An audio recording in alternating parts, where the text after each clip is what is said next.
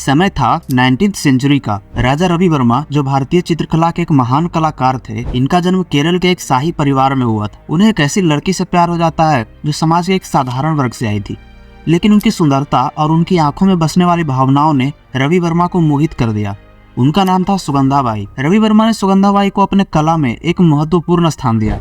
उन्होंने उन्हें कई चित्रों में देवियों और पौराणिक पात्रों के रूप में चित्रित किया, बट उस समय इनकी लव स्टोरी को सोसाइटी ने एक्सेप्ट नहीं किया, क्योंकि इस जमाने में एक कलाकार और उसके कैरेक्टर के बीच के संबंधों को अक्सर संदिग्ध नजरों से देखा जाता था, खासकर जब सोसाइटी के नियमों का उल्लंघन होता हो। सुगंधाबाई जो एक साधारण वर्ग से आई थी, वर्मा जैसे इज्जतदार कलाकार के साथ जुड़ी जिसने सोसाइटी में हलचल मचा दी। उनके रिश्ते को समाज द्वारा कभी पूरी तरह से मान्यता नहीं मिली, लेकिन ये चीज रवि वर्मा के प्यार और सम्मान को कभी कम नहीं कर सका। लोगों के द्वारा कई तरह की ऊंच नीच बातें भी बोली गई, लेकिन वो लोग एक दूसरे के हमेशा बने रहे। लेकिन कुछ सालों बाद ऐसा हुआ जिसने रवि वर्मा को एक गहरी दुख के अंधकार में डुबो दिया। सुगंधाबाई की असमय डेथ ने रवि वर्मा को पूरी तरह से तोड़ कर रख दिया। लेकिन इतना सब कुछ होने के बाद भी सुगंधाबाई के लिए उनका प्यार कभी कम नहीं हुआ। वर्मा ने अपनी बची हुई जिंदगी में सुगंधाबाई की यादों को अपनी कला के माध्यम से हमेशा के लिए अमर कर दिया। और एट द एंड 60s और 70s के दशक में जब भारतीय कला और संस्कृति को नई पहचान दी जा रही थी, तब इस लव स्टोरी को प्रेम और समर्पण का एक सिंबल माना गया। ये एक ऐसी लव स्टोरी थी जो समाज के बंधनों से ऊपर उठकर हमेशा के लिए अमर हो गई। और शायद यही एक अनकंडीशनल और सेल्फलेस प्यार है। और कई सारे ऐसे रियल लाइफ एग्जांपल्स हैं जो अनकंडीशनल और लॉयल लव को डिफाइन करती है। लेकिन बात यहाँ पर ये आती है दोस्तों कि प्यार के लिए ये डेडिकेशन सिर्फ जनरेशन एक्स और जनरेशन वाई में ही देखने को मिलती है, यानी 60s से लेकर के 90s के लोगों के बीच में। लेकिन क्या यही डेडिकेशन जेन जी यानी साल 1999 के बाद जन्मे लोगों में दिखता है? ओवरऑल आपका आंसर होगा नहीं। इस जनरेशन में यानी जेन जी में रिलेशनशिप के मीनिंग्स काफी बदल चुके हैं। ये जनरेशन एक्सपेक्टेशन, टेक्नोलॉजिकल एडवांसमेंट्स जैसे सोशल मीडिया कल्चर के जाल में फंसकर अपने लव और कंपेशन को बदल रहे हैं। फॉर एग्जांपल, जेन जी तो एक तरफ रिलेशनशिप से दूर भागती है, वहीं दूसरी तरफ अपने नीड के अकॉर्डिंग सिचुएशनशिप जैसे नए क्राइटेरियाज को प्रेफर करती है। अब सिचुएशनशिप एक ऐसा झोल है जो जनरेशन एक्स और जनरेशन वाई के एक नॉर्मल इंसान के लिए किसी घिनौनी हरकत से कम नहीं। पर आखिर ये सिचुएशनशिप है क्या? A situationship is a romantic or intimate relationship between two peoples that is more than a friendship but less than a committed partnership. Situationship में ट्रेडिशनल रिलेशनशिप की तरह दोनों पार्टनर के बीच क्लियर डेफिनेशंस और कमिटमेंट नहीं होता है। इसमें एक दूसरे के साथ रहने के लिए बस कनेक्शन और ऑब्सेशन फील होना चाहिए। एक सर्वे के अकॉर्डिंग सिर्फ 34% जेन जी एक कमिटेड रिलेशनशिप में है, जबकि मिलेनियल्स यानी जेन वाई में ये नंबर 68% है। 29% जेन जी के अनुसार वो कभी रिलेशनशिप में नहीं रहे हैं और बाकी के वजह 37% लोग इन दोनों के बीच में टेक प्लेस करते हैं, जिसमें सिचुएशनशिप भी शामिल है। इसलिए आज के वीडियो में हम जेन जी में बदल रहे इस प्यार और रिलेशनशिप में हुए चेंजिंग्स के बारे में जानेंगे और ये भी जानेंगे कि आखिर क्या वजह है जो इस जनरेशन को रिलेशनशिप की गलत डायरेक्शन की तरफ ले जा रही है। आइए जानते हैं इस वीडियो में।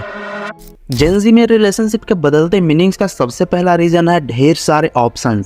हाथों हाथ मोबाइल और इंटरनेट आने की वजह से सोशल मीडिया का एक्सपोजर काफी हद तक बढ़ चुका है। इस एक्सपोजर में सोशल मीडिया ऐप्स के साथ साथ कई सारे डेटिंग ऐप्स भी शामिल होते हैं। इन चीजों में नॉर्मलाइजेशन होने के कारण जेन जी में रोमांटिक रिलेशनशिप की तरफ अप्रोच काफी तेजी से चेंज हुआ है। ट्रेडिशनली रिलेशनशिप का कॉन्सेप्ट काफी स्ट्रेट फॉरवर्ड था, जहाँ पर दो लोग अपनी जान पहचान या फिर फ्रेंड सर्कल के थ्रू अपने पोटेंशियल पार्टनर से मिलते थे। फॉर एग्जांपल, स्कूल्स, कॉलेजेस और अपने जॉब लोकेशंस पर ही वो अपने पोटेंशियल पार्टनर से मिलते थे। लेकिन डिजिटल कल्चर्स ने डेटिंग और पर्सनल कनेक्शन के तरीकों को पूरी तरह से चेंज करके रख दिया है। इनमें से बहुत बड़ा हाथ सोशल मीडिया एप्स और डेटिंग एप्स का भी है, जहाँ पर हर एक इंडिविजुअल्स के पास हजारों नहीं, लाखों नहीं, करोड़ों ऑप्शंस होते हैं एक्सप्लोर करने के लिए, और वो भी बिना कोई चार्ज के, फ्री ऑफ कॉस्ट। यहाँ पर बस आपको अपने बेसिक डिटेल्स देने होते हैं और कुछ पिक्चर्स अपलोड करने होते हैं। उसके बाद बस आपको सर्च करना होता है या फिर अपने आप ही बहुत सारे सजेशंस आपके फीड में आने लगते हैं। और यही रीजन है कि इंस्टाग्राम और टिंडर जैसे ऐप्स काफी पॉपुलर हो चुके हैं, क्योंकि ये यंग जनरेशन को एंडलेस ऑप्शन देते हैं एक्सप्लोर और बात करने के लिए। इतने सारे ऑप्शंस होने के चलते जेन जी में रिलेशनशिप को देखने का पॉइंट ऑफ व्यू और वैल्यू चेंज होते जा रहा है। अब ये जनरेशन लॉन्ग टर्म कनेक्शन और रिलेशनशिप में फोकस नहीं करती, क्योंकि उनके पास आगे बढ़ने के लिए कई सारे एक्सप्लोरेशन प्लेटफॉर्म्स अवेलेबल है। फॉर एग्जाम्पल, अगर कोई लड़का अपने पार्टनर से झगड़ा कर लेता है तो अपने मन को शांत रखने के लिए इन्हीं सारे ऐप्स में से किसी और लड़की से चैटिंग करने लगता है। हालांकि ऐसे केसेस काफी कम होते हैं जिसमें कोई लड़की किसी अनजान लड़के को reply back they. Most of the cases लड़कियां अपने पार्टनर से झगड़कर ऐसा करती हैं, क्योंकि लड़कों की तरफ से रिप्लाई मिलना काफी आसान होता है। और तब तक ऐसा चलता रहता है जब तक कि उनका मन शांत नहीं हो जाता, या फिर उसी पार्टिकुलर इंसान के पीछे ऑब्सेशंस और भी बढ़ता चला जाता है और अपने ओरिजिनल पार्टनर से कनेक्शन धीरे धीरे कम होता चला जाता है। यानी कि एक तरह की सिचुएशन वाली रिलेशनशिप, जिसमें अगर किसी को अच्छा पार्टनर मिल भी जाता है तो फिर भी वो बेटर ऑप्शन की तलाश में लगे रहते हैं। जेन ज़ी ने इस चीज को इतना नॉर्मलाइज कर दिया है कि उन्हें किसी की भी नहीं पड़ी, ना खुद की, ना पार्टनर की और ना उसकी जिससे वो अभी अभी ऑब्सेस्ड हुई हो। उन्हें सिर्फ कंफर्ट चाहिए होता है उनकी सिचुएशन के अकॉर्डिंग। मिला तो ठीक है, नहीं तो हजारों ऑप्शंस अवेलेबल होते हैं। क्योंकि इतने सारे चॉइसेस होने के चलते लोगों के मन में ये चलता है कि शायद हो सकता है नेक्स्ट ऑप्शन इससे भी ज्यादा बेटर हो। ये एक बहुत बड़ा रीजन है जिसमें लोगों के पास अच्छे पार्टनर्स होने के बावजूद भी वो इनमें बहुत ज्यादा टाइम और एफर्ट इन्वेस्ट नहीं कर पाते। हालांकि इनमें भी कई सारे एक्सेप्शंस होते हैं जो ऐसा नहीं करते, लेकिन मोस्ट ऑफ द जेन ज़ी आज इसी चीज का शिकार हो चुके हैं। सोशल मीडिया जैसे इंस्टाग्राम के बढ़ते इन्फ्लुएंस के चलते कपल्स अपनी डेली लाइफ इस पर शेयर करते हैं, जिससे लोगों के मन में रोमांस और रिलेशनशिप के बारे में परसेप्शन काफी हद तक इन्फ्लुएंस होता है। अब आप तो ये जानते ही हैं कि सोशल मीडिया पर दिखाई जाने वाली हर एक चीज सच नहीं होती। कई केसेस में खुश रहने वाले कपल्स भी कुछ समय बाद एक दूसरे से अलग हो जाते हैं, लेकिन इसके वजह से इस कंटेंट को कंज्यूम करने वाले यूजर्स के मन में रिलेशनशिप को लेकर अनरियलिस्टिक एक्सपेक्टेशन बन जाती है। इन एक्सपेक्टेशन की वजह से उन्हें रियल लाइफ में कंपैरिजन और डिससेटिस्फैक्शन जैसी सिचुएशंस का सामना करना पड़ता है। रिलेशनशिप गोल्स जैसा कंटेंट जेन ज़ी पर एक बेटर पार्टनरशिप को बनाने का प्रेशर क्रिएट करता है। इस वजह से लोग इस चीज पे ज्यादा फोकस करते हैं कि उनके हिसाब का एक बेहतर पार्टनर कैसा मिले जिसके साथ वो रहकर ये दिखा सके कि वो रिलेशनशिप बाहर से कैसा दिख रहा है, भले उनका रिलेशनशिप अंदर से कैसा भी हो। लेकिन इतना ही नहीं, बहुत सारे लोगों के साथ ऑनलाइन कनेक्ट करने के चलते रिलेशनशिप की बाउंड्रीज काफी ज्यादा एक्सपैंड हो चुकी है। यानी जेन ज़ी अब ऑनलाइन रिलेशनशिप, वर्चुअल कम्युनिटी और पैरासोशल रिलेशनशिप यानी किसी सेलिब्रिटी के साथ वन साइडेड लव को भी एक डीप कनेक्शन समझते हैं, जिसकी वजह से फेस टू फेस रिलेशनशिप जैसी चीजें अब धीरे धीरे खत्म होती जा रही है। लेकिन कुछ और भी फैक्टर्स हैं जो स्पेशली जेन ज़ी के लिए ही बनाया गया है। फॉर एग्जांपल सिचुएशनशिप, जैसा मैंने आपको बताया, यहाँ पर आप किसी पार्टनर के साथ हैं लेकिन रिलेशनशिप में नहीं है। एक ऐसा फिनोमिनन जिसमें कोई क्लियरिटी नहीं होती है, लेकिन इसमें अफेक्शन, सेक्सुअल बिहेवियर और टाइम स्पेंड करने जैसी चीजें होती है, लेकिन बिना रिलेशनशिप का टैग लगाए। अब जेन ज़ी के अकॉर्डिंग इस सिचुएशनशिप के बहुत सारे फायदे बताए जाते हैं, जैसे इस तरह की रिलेशनशिप में कोई रिस्पॉन्सिबिलिटी नहीं होती है, उन्हें इमोशनली एक दूसरे से कनेक्ट करना नहीं होता है, अगर थोड़ा बहुत हो भी जाता है तो वो भी कुछ समय के लिए ही होता है। जहाँ पर कमिटेड रिलेशनशिप में इमोशनल एनर्जी की जरूरत होती है, वही जेन ज़ी के हिसाब से इमोशंस में एनर्जी खर्च करना बस एक टाइम वेस्ट है। इसलिए जब भी इनको जरूरत होती है तो उन्हें इमोशनल प्रेजेंस और पर्सनल कनेक्शंस तो मिल ही जाते हैं सिचुएशनशिप के अकॉर्डिंग। लेकिन प्रॉब्लम तब शुरू होती है जब इनमें से एक को सिचुएशनशिप चाहिए और दूसरे को रिलेशनशिप, और जिन्हें रिलेशनशिप चाहिए होती है उनके लिए एक्सपेक्टेशन काफी बढ़ जाती है। हालांकि पहले दोनों सिचुएशनशिप में ही एंटर करते हैं, लेकिन बाद में किसी एक की एक्सपेक्टेशन बढ़ जाती है, जो कि एक बहुत नॉर्मल बात है ह्यूमन बिहेवियर के चलते। दूसरा फैक्टर है घोस्टिंग। अब मान लीजिए कि आप एक रिलेशनशिप में हैं, लेकिन आपका पार्टनर एक दिन आपसे हर तरह के कनेक्शंस को खत्म कर देता है, लेकिन कुछ महीने बाद वो अचानक से फिर आपके लाइफ में वापस आ जाता है, यानी कि वो इंसान उतने महीनों तक आपको घोस्ट किया।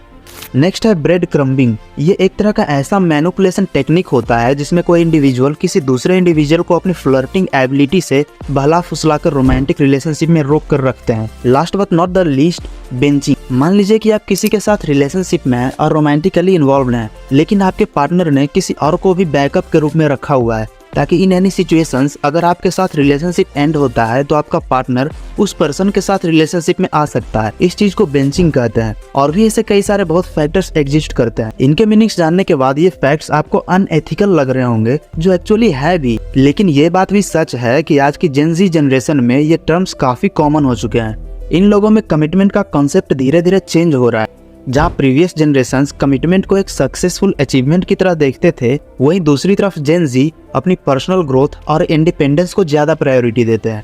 ये जनरेशन उन पार्टनर्स को ज्यादा प्रेफरेंस देते हैं जो उनके पर्सनल एक्सपेक्टेशन को सपोर्ट करे और हेल्दी रिलेशनशिप में पर्सनल डेवलपमेंट को एनहांस करने वाला हो, न कि ओवर केयर करने वाला।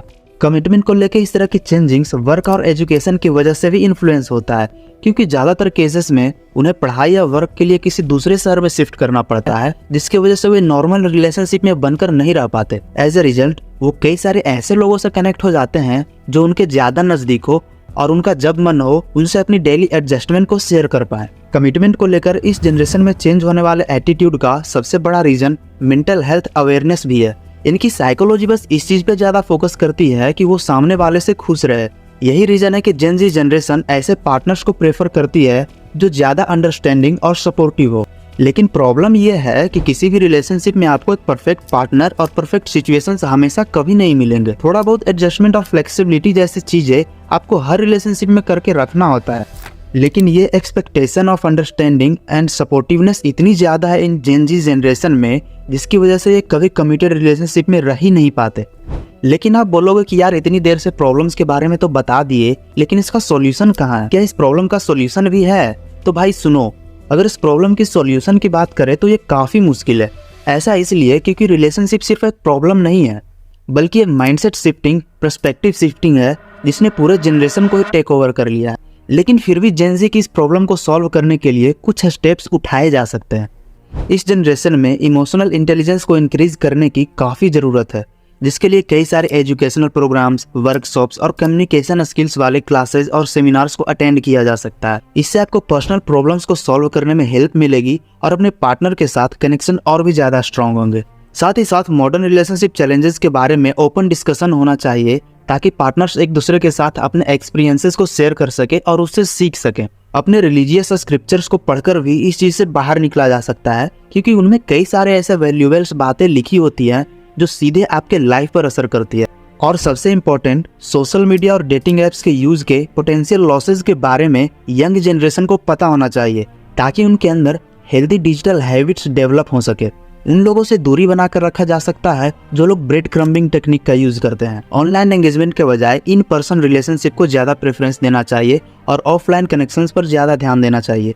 और दोस्तों, यहाँ पर आती है सबसे इम्पोर्टेंट सॉल्यूशन, जो है रिलेशनशिप जैसे टॉपिक्स को लेके पेरेंट्स और फैमिली मेंबर्स भी अपने बच्चों के साथ डिस्कशन करें, ताकि उनकी वजह से बच्चों में इमोशनल इंटेलिजेंस इंक्रीज हो पाए। क्योंकि आज के ओवर हाइप्ड कंटेंट कंजम्पशन के जमाने में पेरेंट्स और फैमिली मेंबर्स ही हैं जो किसी इंडिविजुअल को किसी और से ज़्यादा अच्छी तरह से एडवाइस दे सकते हैं और गाइड कर सकते हैं। क्योंकि इस बात में कोई शक नहीं है कि मॉडर्न रिलेशनशिप में कॉम्प्लेक्सिटी के साथ साथ लव और कंपेनियनशिप के मीनिंग्स काफ़ी चेंज हो रहा है। कुछ स्टडीज ये कहती हैं कि ये जनरेशन कैजुअल सेक्सुअल रिलेशनशिप में ज़्यादा एंगेज होने की कगार पर है, जो एक्सपीरियंस को प्रायोरिटी देती है और लॉन्ग टर्म कमिटमेंट के बजाय एक्सप्लोरेशन में बिलीव करती है।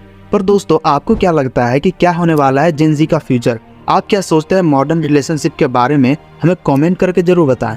बहुत बहुत धन्यवाद।